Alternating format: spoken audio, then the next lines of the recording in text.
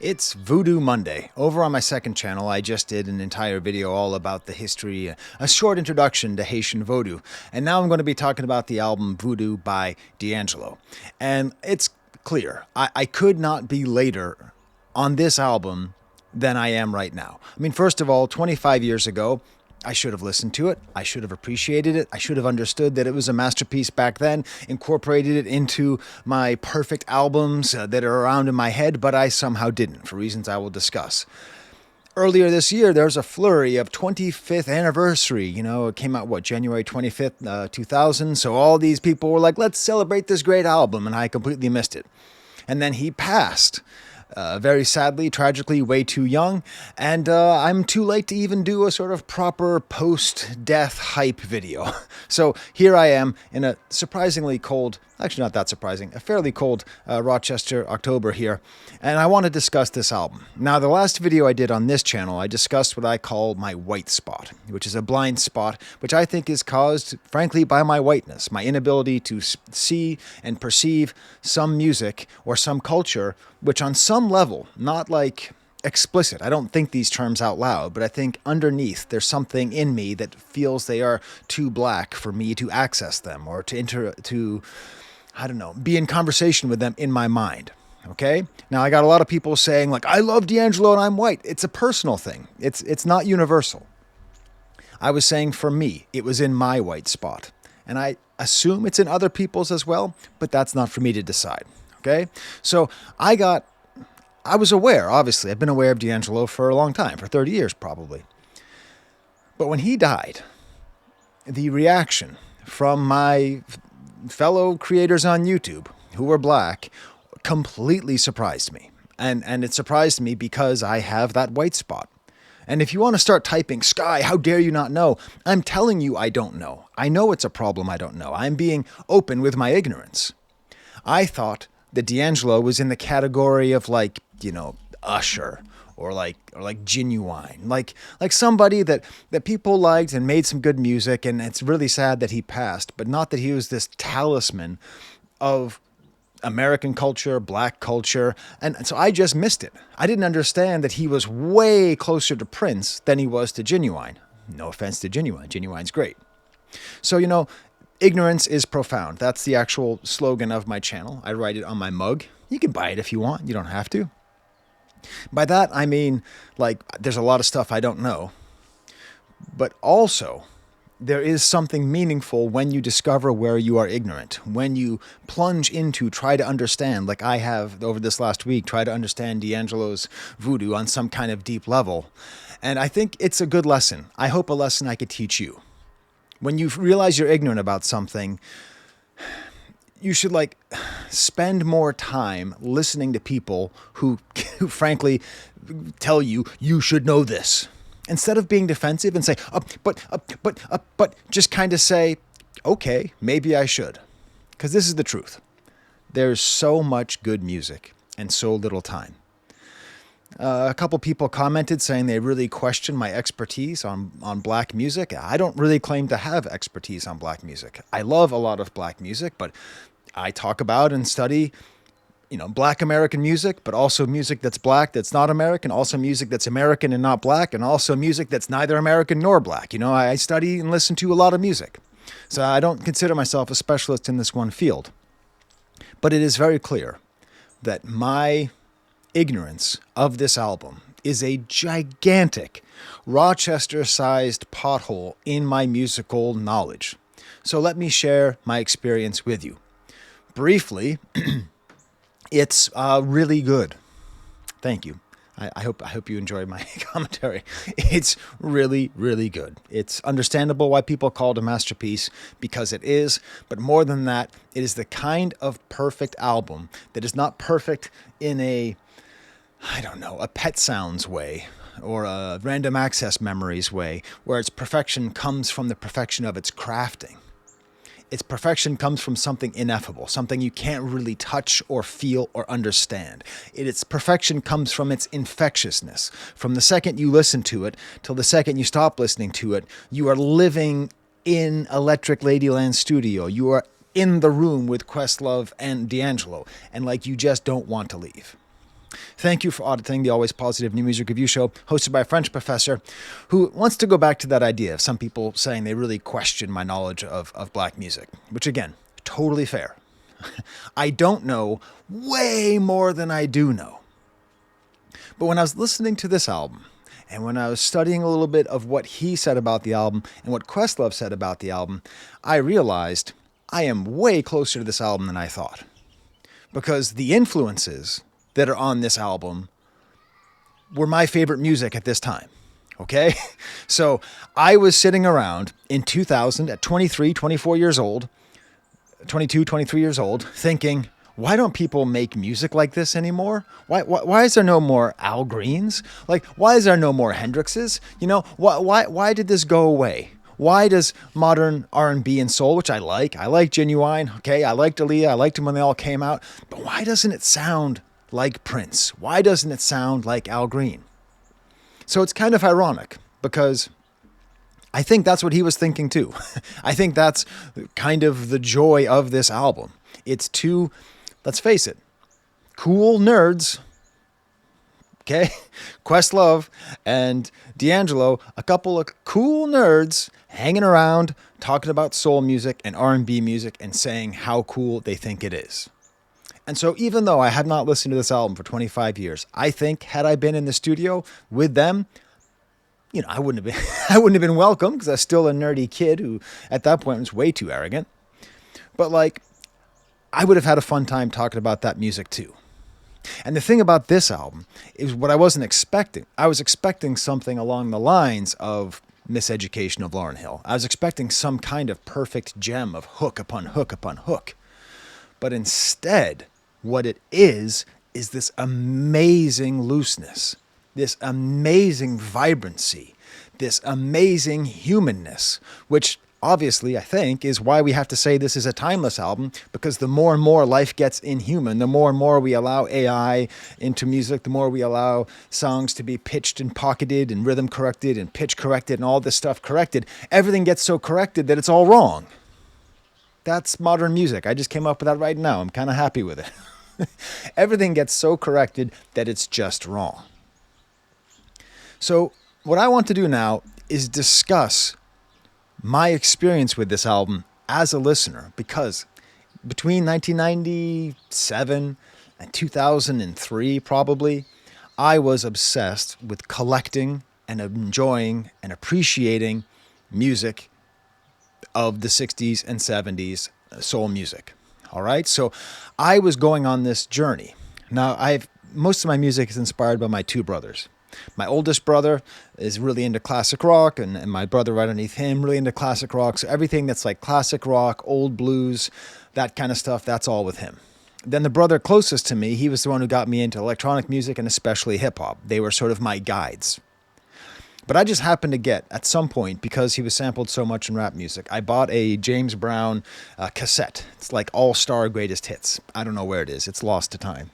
And that started me on this journey where I understood for the first time on my own what great music was. So I used my credits with the BMG Music Club, if you know that reference. Get your prostate checked, to get the James Brown box set, Star Time, which became one of my favorite things to listen to. It spans his entire career. And this would go on to prompt a sort of extended, a super extended experience of trying to understand and love the music of James Brown, In the Groove, Please, Please, Please, Try, Think, even Universal James, his much maligned 90s album, which does have some good things in it. But what I realized about this album, about Voodoo, is that for each of these artists that I love, quite often there'll be things that were like, this feels more like There It Is. James, what I'm going to do is I'm going to give you some homework right back. Okay, you gave me the homework of listening to D'Angelo. I am going to do my best to tell you some music to listen to. If you like this, then you might like that. But this isn't an algorithm thing. I'm not doing this based on algorithmic thinking. I'm doing this based on feel. And when you take a song, like Who Am I, Public Enemy #1 and #2, this whole album, take a listen to this, because if you like this looseness, that's where I think you want to go. In a similar way, after James Brown, that then led me into looking into Marvin Gaye. I got another box set, amazing box set, I got what's going on, and famously, I didn't understand what's going on the first time I heard it. The first time I heard it, I was disappointed. I was a schmuck, but I was disappointed. But the Marvin Gaye homework I'm going to give you is actually the album I Want You. This has that looseness, that sultriness that I think really feeds in. And that's the whole thing. I don't know what it would have been like to hang out Electric Ladyland studio with those guys. But I imagine if I said, hey, do you guys like I Want You by Marvin Gaye? They'd be like, hell yeah. The most obvious, I think, the most obvious vocal inspiration is Marvin Gaye, but actually, obviously, Al Green, you know. I don't know if, I think basically any Al Green is worth listening to because I really think that's where a lot of his vocals come from. Maybe Curtis Mayfield, if you've never heard this album. Oh my God, listen to the song When Seasons Change off of There's No Place Like America Today by Curtis Mayfield. I used to have a box set, but someone stole it in France. Somewhere in Marseille, someone has my Curtis Mayfield and the Impressions box set. I'm coming for you. You know, all these things kept going in my life. And I feel while I was listening to this album that I was in conversation with these albums while listening to it. Perhaps the closest I felt was to the early work of Isaac Hayes, especially Hot Buttered Soul, especially Presenting. This is my homework for you. Let me put you up on something. You listen to this first album, Presenting Isaac Hayes. It is a goddamn masterpiece, and it's so loose, and it's so smooth, and it has those feelings. Now there are some holes, you know. I didn't really get up on Sly and the Family Stone. I'm only catching up with them now. Same thing with Parliament Funkadelic. I listened to them a fair amount as a kid, but I didn't really think of them as being in the same vein. Which then leads up to the biggest ghost, well, the second biggest ghost on this album, which of course would be Prince. So at this time in my life, I was obsessed with Prince, but I wasn't trying to get his old stuff. I wasn't trying to be Purple Rain. I was obsessed with his new stuff. I was trying to treat him like the artist that I knew he was. And I was only getting things from like the 90s and after, which led me to such albums as Chaos and Disorder and the criminally underrated Gold Experience, and my favorite Prince album, Emancipation. Okay? This is my homework for you. Listen to Emancipation. It's 3 albums long. The whole thing is damn good. And then finally, the ghost of the album. Sorry, where did my CDs go? I got too many CDs on my desk here. The real ghost of... What happened? Am I still filming? Sorry. My mouse is upside down. Okay. The real ghost of the album, and I think this is probably the most important musician to me when I was growing up in high school, the musician I listened to the most. I read every biography I could. I read his drummer's biography by Mitch Mitchell. We're, of course, talking about Jimi Hendrix. And I think, especially Jimi Hendrix, I think Band of Gypsys, his 4th album, is really important. But really, if you do not listen to Electric Ladyland, if you do not... I'm going to be a dick, okay? Because listen, some people were kind of dickish with me about not knowing D'Angelo, because I'm coming to you and I'm saying, I don't know anything, and people are bopping me over the head with a rubber mallet saying, you don't know this. Fair. But let me tell you, if you don't know Electric Ladyland by Jimi Hendrix backwards and forwards, all the tracks, even A Merman I Should Be, all right? You are really missing out, I think, on a lot of the DNA. Okay, so I'll just show you what I perceive to be the best kind of companion pieces to understand and enjoy this album. All right, I'll just kind of show them all to you right here. All right, that's what I'm saying. And also probably War, too. I think also War, just with the looseness. But then mixed in with all of it is like hip hop, like a real rap. I mean, obviously we have Questlove on here, and obviously we have Q-Tip doing lots of stuff, and they were all around. There's a real interesting interaction between hip hop and soul on this, which makes me realize, you know how they say, if you had a time machine, what would you do? Okay, so after I go back and kill Hitler,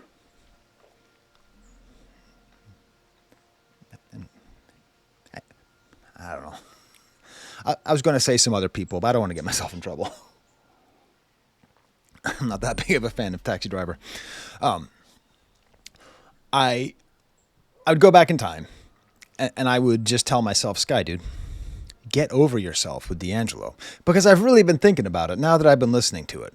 Like, what was it? Because the song was on the radio. I was listening to Jammin' 94.5. I was getting into a lot of music that was in my white spot. Music I wouldn't normally listen to because, I don't know, some kind of internal racist ear or some kind of cultural, someone referred to it as intimacy, some kind of level of black intimacy, which is understandable that white people would not have access to. So it didn't quite make sense. And so I think in order to tell you about it, I want to tell you about a scene from the movie Date Night, starring Tina Fey and Steve Carell. They are on the run from some criminals. It's kind of an obscure plot. It's kind of a goofy movie. But the funniest part is where they have to go and they have to see one of Tina Fey's clients who's going to help them, played by a very shirtless Marky Mark. And throughout the entire scene, Tina Fey is kind of like gushing and sort of flirting right next to her husband, Steve Carell, who's just sitting there staring at him and his amazing abs. And there's this really funny part where Steve Carell goes, listen, we don't have a lot of time, so why don't you shirt it up and then we'll go get out of your hair. Like he just keeps on talking about shirting it up. That kind of male insecurity is what kept me from liking D'Angelo. That's just what it was. I saw the How Does It Feel video. I heard the way girls and women around me talked about that video. And it made me say, in the immortal words of Steve Carell, will you, for the love of God, put on a fucking shirt? All right? Now listen, this is unfair. Okay? This is a patriarchal thought. All right? If you're a woman out there and you're saying, Sky, what do you think our entire existence is like? I know. I totally know it's unfair. I'm just going back and analyzing the psychology of a 23-year-old me now that I'm 48. The 90s were a weird time because it was really a time where the female gaze was being considered. Objectifying men was done to a certain extent sometimes. Male bodies for the female gaze. There's a difference between I don't know, Hulk Hogan, right? Hulk Hogan was super buff and an impossible standard to try to reach. But that wasn't because women were like, oh my God, Terry is the Swayziest, It was about there were just a couple of figures who were these just amazingly well-built men that made me, and this is true, I'm just going to tell you the truth here. I had an eating disorder, a legitimate eating disorder. I lost over 40 pounds in 3 months. Okay, this did happen to me. I have had a very tough time with my weight my whole life. And Marky fucking Mark, the actor the racist currently known as Mark Wahlberg, I'm sure he feels bad about it. Mark Wahlberg, when he broke out of, the reason he became an actor was because he was a pop rapper, and then he became a Calvin Klein commercial, and then that was this whole thing, and everyone talked about it. And then the next time that I felt that way, the next time I felt so emasculated by a male body on display was D'Angelo in the video for Untitled How Can It Feel? The weird thing with the abs, I don't even understand what that is. I understand big biceps, but the thing with the abs and what's his face? Brad Pitt has it in Fight Club. I don't even get what that thing is. And what I've come to learn is that there's somebody who really important, who really agrees with me about that video. His name was D'Angelo. So there's two videos that I want to really highlight about D'Angelo. One of them is Lil Bill. I think it's called D'Angelo Was All Black Men. It's a great video. It's just him driving around in the car complaining about potholes in Trenton, and also just talking a lot about why D'Angelo meant, what he meant to him. And apparently D'Angelo hated being a sex symbol. Apparently he rejected it. Apparently women would go up on stage and throw money at him. Apparently he had a trainer whose name I some reason remember, Mark Jenkins, who put him into that shape, and then he spent the rest of his life trying to live it down. And it totally makes sense because the genius of this album, I couldn't even see it because I was such an insecure little soft boy marshmallow. I couldn't see it. I could not get over my own insecurity. And then I find out that D'Angelo himself couldn't get over his own insecurity. And the level of, and obviously there's a whole added aspect of the way black masculinity is portrayed in white America and white supremacy. And there's a whole other element. FT Signifier talks about it. Please listen to people who should talk about that, not me. But just on the male body, not the black male body part, but the male body part, I feel that he might understand me better than most people do, even if he is part of the reason that I felt this way at one point. And you know what I say now?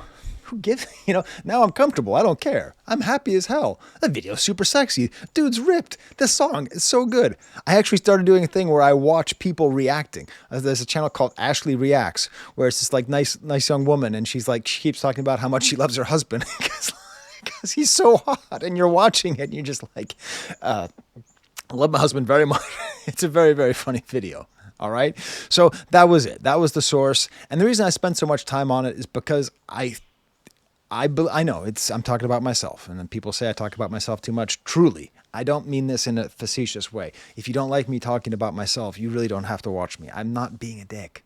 I only have 160,000 whatever. I'm sure if I was more streamlined, maybe more people would like me. Okay. But I'm telling you that, like, I thought he was just another shirtless guy, just another Cisco, just another genuine shirtless guy, genuine. Just another shirtless guy, just kind of who cares. I had no idea that his artistry and his career were much similar to Lauryn Hill or Frank Ocean, just like mysterious and absent. Shall we get back to the music? Let's get back to the music. So, I've listened to a lot of the music that inspired this, and frankly, I've listened to a lot of music that was inspired by this. The sad thing is that Tyler, the Creator's whole commentary got lost when actually his tribute was gorgeous. It was a gorgeous artistic tribute to D'Angelo. So, anyways, I want to give, this is going to be super condescending, I want to give the world thumbs up. I want to give the world credit. Like, good job. Good job for understanding what I was apparently unable of understanding, that this was a complete and total masterpiece. Like, it's rare. It's rare that something so good gets so many flowers while it's out. The fact that people could recognize it, it's kind of wild, because this is not like Miseducation of Lauryn Hill. You hear it and you go, okay, this is just perfection. Everyone's going to love this forever. There's no question what the reaction to Lauryn Hill is going to be. You just hear that. I bought that album the day it came out, the Tuesday it came out. And just like, I'm like, oh my God, this is going to change the world, right? But this album, you put on Voodoo, you're like, what the, are they going to start singing at some point? Is there a, what is this?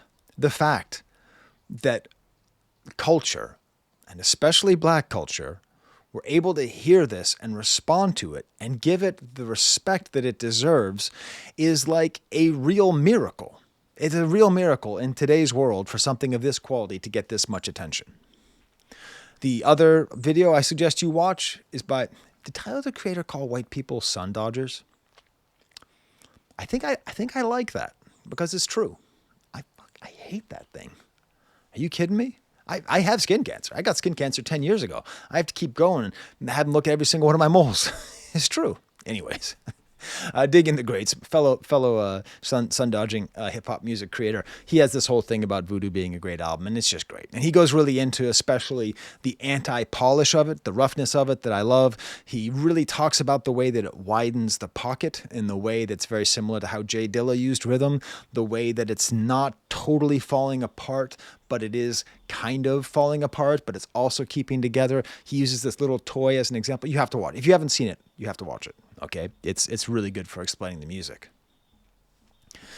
But when I first listened to it, I just couldn't understand how people knew this was so great, because the words are completely unclear. I mean, it's almost a vibey album. It's like a groove. I don't even understand the album, because people say the people, this is how they talk about it.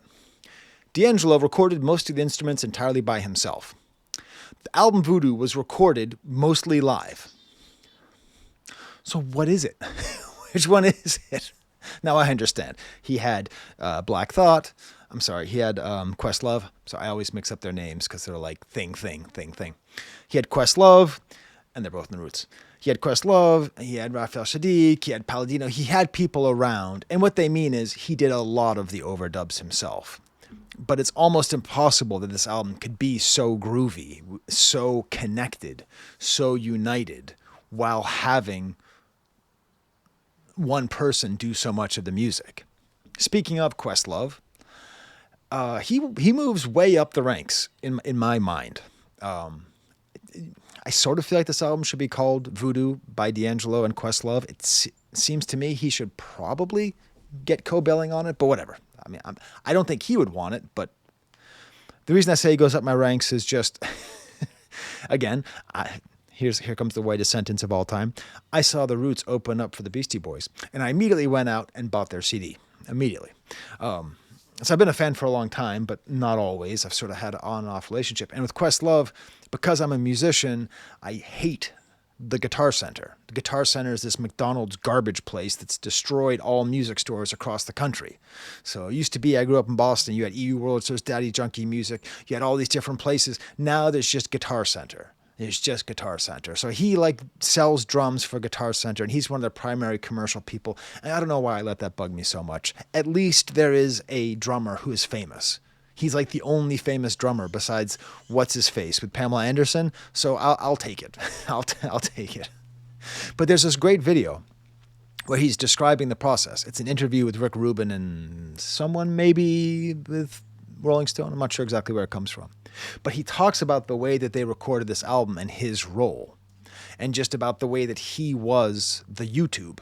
He was going around the world, traveling with the Roots, and buying and finding cassette tapes to play for people, to play for D'Angelo. Finding Soul Train, finding videos of James Brown. Finding all these things, and they would spend so much time getting inspired that they would do that more than they were even recording. And they're using Electric Ladyland Studio in New York City in the middle of Manhattan. This is not a cheap studio. You couldn't afford it. So they're just sitting there and they're spending their time and they're making this music, and they don't even start recording until 11. And that's where I realize, everybody, if I could break out of the racialized aspect of everything I've been talking about, and tell you the album this reminds me the most of is one of my Pookie Dookie albums of all time. Probably top 3 favorite albums of all time.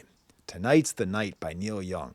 If you are somebody who thinks Neil Young is just not for you, maybe you have a blind spot and you just hear nyah, nyah, nyah, nyah, I promise you, if you listen to Tonight's the Night at the same time that you listen to Voodoo, you will get the same sense, because this was an album where a couple of his roadie and one of his band members died of a heroin overdose, and he would just go to LA and he would just get completely effed up, and he'd start recording at midnight. And it's this album that's just so loose and so raw. To me, it's the closest thing. It's just an amazing piece of art. You know, it's this kind of music that can it is a kind of magic. It is a kind of thing that can only be created in certain circumstances and certain places. Also, on that interview, Rick Rubin says that he wishes that he made the album. That's pretty high standard. By the way, if this cuts out, if this video gets cut off halfway, I promise you I will have a part 2. My computer is low on space, and so it might cut off. So one of the main things that I wanted to credit this album for is the fact that they recorded in Electric Ladyland Studio. Hendrix has an interesting place in black music because the record company forced him to have 2 white sidekicks, Noel Redding and Mitch Mitchell, because even though rock and roll was less than 20 years in the mainstream, it had already been so captured and taken away by white people that you couldn't have a black rock star that would be accepted. All right? So he has an interesting place, but he made a studio. Now, he did not record this. He recorded this album in the record plant, but he did record a few weeks in Electric Ladyland before he died. But just the fact that they're giving it that level of respect, to me, is really meaningful. So it's so hookless. It's so instrumental. It's so all over the place that what I realized listening to it maybe 2 times was I didn't really take any real understanding of what the subject of the album was, of what they were actually trying to do. I was so into the vibe of the album that I wasn't really fully understanding the content. I was in the form, but not in the content. And so what do? If you don't understand the words and you don't understand how they connect to the song, you look for the title. So, Voodoo, right? What does this have to do with Voodoo? I told you this is Voodoo Monday. What does this album have to do with Voodoo? Well, I have to tell you, the title itself has kept me away from the album for a little bit of time now. Because, I teach Haitian history, I teach Haitian culture, and I get really upset at the way the word voodoo is just thrown around. It's often used as a shorthand for evil, as a shorthand for witchcraft. As you will see if you watch my video on the history of voodoo, it is not evil and it's not witchcraft, it's just a faith system. It's just a faith system that comes from an amalgamation of different African faiths mixed in with Christianity. Like, that's what it is. And so, as I say in my other video, the rejection, demonizing, and ridiculing of African and African-derived religions is a weapon used against people of African descent. It is a tool of white supremacy. So when I saw this album was called Voodoo, I just kind of pictured it being like, just saying like, ooh, magic, And I got annoyed. You'll never guess the thesis of what I'm going to say now, but I'm a dunderhead, okay? I was totally wrong. I didn't understand. Because the more I study this album, the more I understand it is a voodoo ritual.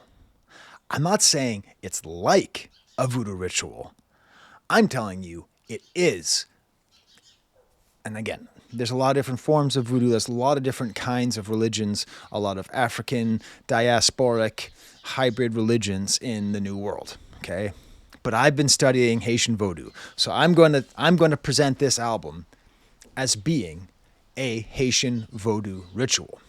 Now listen, I don't know if I'm the first person to say this. If I'm not, please excuse me. This is parallel thinking. If someone else has already done this, you can tell me in the comments and I will give them credit as having said it first, okay? I am very much late to the D'Angelo game, all right? But so allow me, with my recently honed knowledge of how to teach about Haitian Voodoo, tell you how this album is a Voodoo ritual. Now, the thing about Voodoo is that God is inaccessible, bon Dieu, okay? That's what they call him. Bon Dieu. He's inaccessible. The only way you can really connect with the larger spiritual world is through intermediaries called Lwa, L-W-A, or L-O-A, depending on how it's spelled in different places. You can think of them as spirits, you can think of them as saints, and you can think of them as a sort of receptacle for the spirits and souls of your ancestors. And the way that Voodoo rituals work is they try to attract the Lwa. They try to bring them into the earth, bring them from the spiritual realm into the earth. And they do that by lighting candles, by drawing little veve, little diagrams on the ground. And they do that by flags and clothing and wearing the right clothes and offering the right food. And they do that by playing drums and singing and dancing for a long time. And what they're hoping for is what some people mistakenly called trance possession. Now, it is kind of trance-like, but possession is not the exact right term. The term that they use is cheval, which is the word for cheval, which is the word for horse. They want to become like a horse that is ridden by the spirit. That's what they want. They don't want to be the spirit. They want to be mounted by the spirit. So that's what I hear when I hear this album. You know the image of Prince riding around on his bodyguard's shoulders in the club, right? That's what this is. This is D'Angelo and Questlove with Prince on their shoulders, riding them like horses. Now, I would be okay making that point, just as it is. But I don't have the CD yet. That's next on my list, is to get the CD. I'm going to get all the CDs. There's no frickin' way. They're not all great. But there is paratext, which is the stuff that goes around the music, around the culture, around the art. Paratext is things that go around, things like album covers and liner notes. So maybe in this digital age, you have never seen the liner notes for the album Voodoo by D'Angelo. So allow me to retort, okay? Let's look at some of these images. Let's look right here. Do you see that? That woman in white holding on to a chicken, probably with broken wings and maybe a removed beak. That is a part. And by the way, they eat the chicken afterwards. It's basically the same thing as halal or kosher meat. There's no point in thinking of it as like savagery. I mean, it's just as cruel as any form of animal killing, but it's not more. Anyways, come at me, Peter. So, we have don't. I'm sorry, don't come at me, Peter.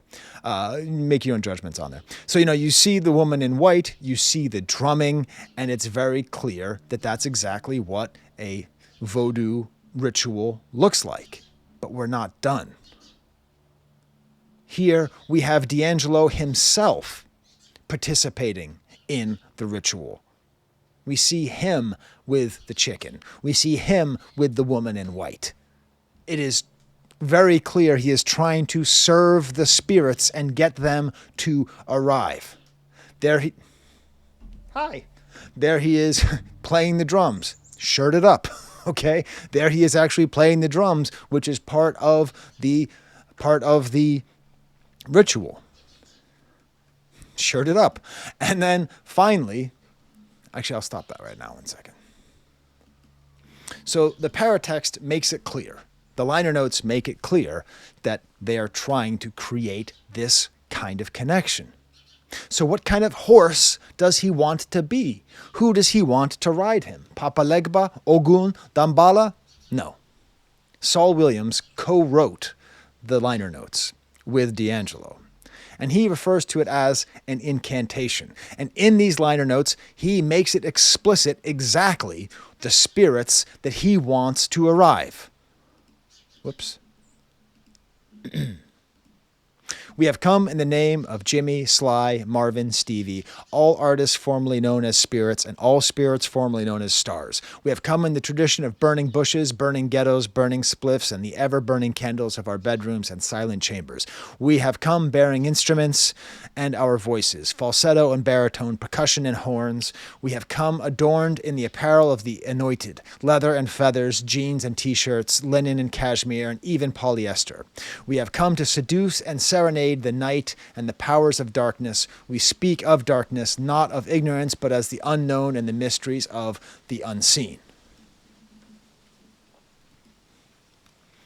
Those are the Loa. Those are the spirits. Those are the ancestors they are trying to invoke, which means the fact that it is recorded in Electric Ladyland Studio in New York City, founded by Jimi Hendrix and Eddie Kramer. Give the man some credit.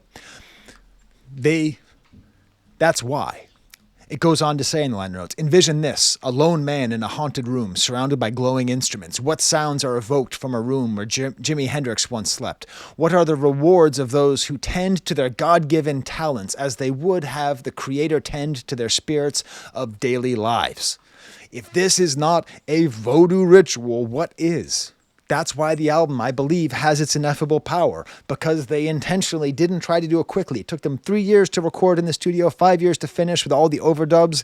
They're sitting there. They're in communion. They are not trying to rush it. They are trying to allow these spirits to actually overcome them with this proper reverence for all of them.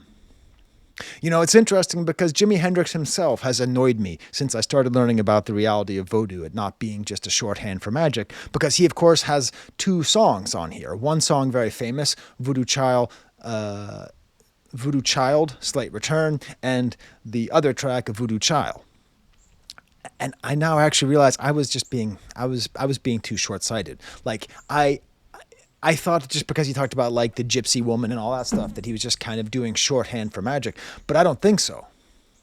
I think Voodoo Child, especially Voodoo Child. This is why you have to have this album. Voodoo Child, Slight Return is the most famous song because, I stand up next to a mountain. It's super out there. But Voodoo Child is my favorite blues song that Jimi Hendrix ever did. It's super long. It's super mysterious. It's just this enveloping, wonderful masterpiece of music that almost, when I first listened to it when I was a teenager, I didn't really get it.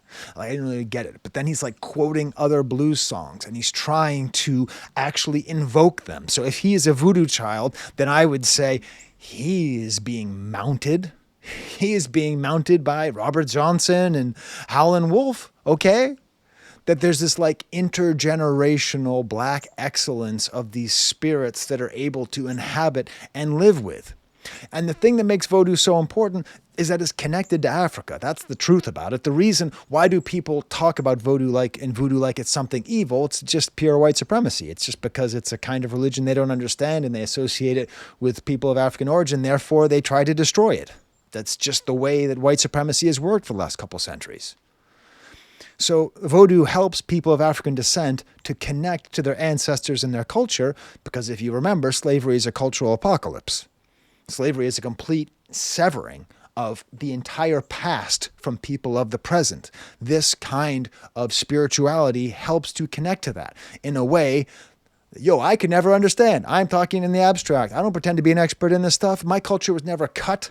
I can trace my family back to the goddamn diligent that came over to America in the 1600s, okay? There's no cutting of my culture. I don't need this kind of connection to connect to my past. I've never had it severed, stolen from me.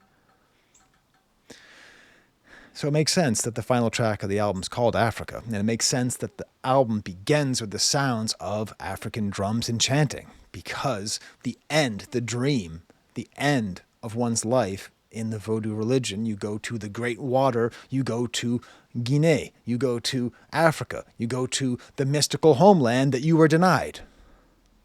This cultural loss is overcome through cultural production. It's fucking beautiful. It's just so beautiful. And that's what this is. That's what voodoo is. And that's what Voodoo Child is. And it's all, listen, I'm as white as an apple mouse, okay? I know. I'm talking about stuff that I can't possibly know. I lack the perspective to properly contextualize, okay? I'm speaking about this not as a participant, but as an observer, and I know that. But it's absolutely beautiful to see, to feel in this a spirit that legitimately goes backwards through time to one of the cruelest severings of cultural memory possible. The triumph represented in this album. Hey, why were all my black friends so sad when D'Angelo died? That's why, shithead. Talking to me, okay? Because I can't get it. There's a sort of another thing about this, though. I think this album's also about a second cut, a second cultural divide. So there's obviously the larger one of Africa and slavery and all that. But there's also this loss when we talk about James Brown and Jimi Hendrix and Marvin Gaye, and when we talk about Prince, we talk about all these folks, there is a loss. So listen, I love rap music. I still believe rap music is the greatest cultural product in world history. I still believe that. I've said that, and I mean it, okay? The most important cultural movement in world history. I made a video about it. You can watch it. I still believe it. But there is a loss. There's a loss because there's no getting around the fact that black Americans are the greatest musicians in history, right? The greatest people at creating music in history. And having the cultural power of hip-hop so strong, and given the fact that virtuosity in rap music is not the same thing as virtuosity in soul or in R&B, that there is a loss. And it's inevitable. I mean, the same thing's happening in white culture as well, like there's a lot more Skrillex, a lot less Radiohead. Like the next Smiths are probably going to be DJs or whatever, or electronic dance music people, or bedroom chamber music people, right? Like the technology has created a lot of incentive towards music that goes away from this kind of virtuosic performance that D'Angelo incarnates. And when you read the liner notes, there's anger at hip-hop. Even though it's a very hip-hop album, there's a lot of explicit anger at hip-hop. And capitalism. That the incentivizing of moving away from virtuosity, okay, the same way that, soul musicians were incentivized away from jazz, right? Just like, wherever you can make a living, that's where you go. That's where you ply your trade. So it's these commercial values that have been infected, and obviously at this point we're in 2000 and rap was entering its sustained capitalism phase, its sustained hyper-capitalism phase, which, we can argue about when it started. I put it at Dope Man by NWA. To me, that's like the archetypal song of where rap music is and has been ever since, a kind of hyper-capitalistic view. But it's funny because if you actually read the liner notes, it says this: most of my peers seem to idolize Donald Trump more than Sly Stone. How did he know? I've told this story before, but I'll tell it again. In 6th grade, my teachers asked, would you, and this is 1989, would you rather be Donald Trump or Martin Luther King? And I was the only person who raised his hand for Martin Luther King. I'm not saying that to make myself look cool, although it does. But that's how much trouble we were in. Okay, this is thank you, Ronald Reagan, taxi driver, thank you, Ronald Reagan, 80s. This is where we are. And here we are 11 years later, and it's still there. And so Questlove, in a different interview about this album, said it was love for the dead state of black music. So I think this is not just trying to connect with these older souls, but it's trying to use these older souls, including the very alive Prince at the time, right? Stevie Wonder's still alive. A lot of them are still alive. But just to use their loi, use their spirits as a way of overcoming and lamenting everyone around them who had fallen prey to devil's pie. The song about what do you call it? Greed. A song about greed. I do want to take 1 second. There's a chance that some of you watching believe very firmly in a different religion than Voodoo. I'm personally, my dad was a preacher. I'm Christian, right? But Voodoo and Christianity aren't really that much at odds. They're both monotheistic. They both exist together in most cultures where they are. There's a great syncretism, which is where multiple religions are kind of put together. Often loi represented by saints and vice versa. And I think the fact that like me, D'Angelo was the son of a preacher man, and that he's wearing the cross on there, I think he's making it very clear. This is not trying to say, I renounce Jesus and I am going to be a vaudouisant from now on, or voodooist from now on. I think what he's saying is, I'm a Christian, but there's something about this Afrocentric spirituality that I need to access to best express God's love through music. If you hear this album and you don't feel connected to God, that's okay. That's fine. That's fine. I hear this and I feel connected to God. Even though I know there's something I can't get. Even though I know that there is a white spot in my mind that I cannot get to because I don't need this album. I don't need it. It is not to help me. Okay, I can only observe my history, my ancestors. I don't need loi. I've got institutional power on my side, and I've had it for a couple hundred years.